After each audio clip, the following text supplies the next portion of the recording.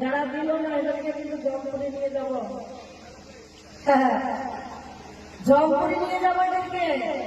যমরাজের 3 কন্যা, আমানি, ঝিমানি আর টিপটিপানি, বুঝলেন?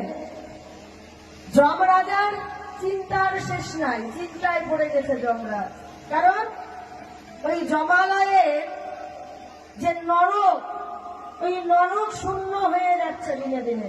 সবাই কৃষ্ণ নাম করে উদ্ধার হয়ে যাচ্ছে। কারণ নারদ, দেবঋষি নারদ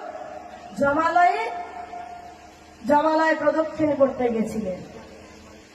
যমরাজ বললেন, নারদ তুমি এই চতুর্দিকের মধ্যে 3 দিক প্রদক্ষিণ করবে, কিন্তু দক্ষিণ দিকে যাবে না।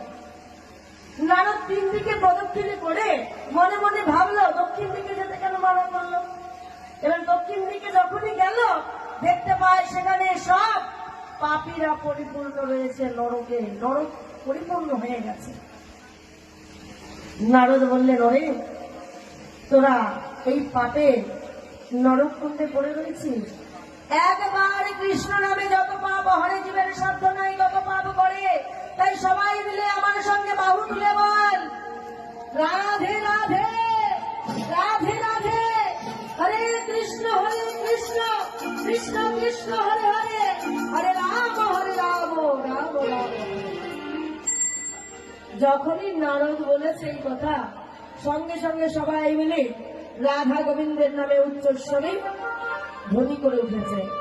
এই নরকুণ্ড একেবারে শূন্য হয়ে গেছে, নরকুণ্ড শূন্য হয়ে গেছে। এইবার যমরাজার তো চিন্তা, আমার নরক যদি শূন্য হয়ে যায় তাহলে কি করব? যমরাজার 3 কন্যা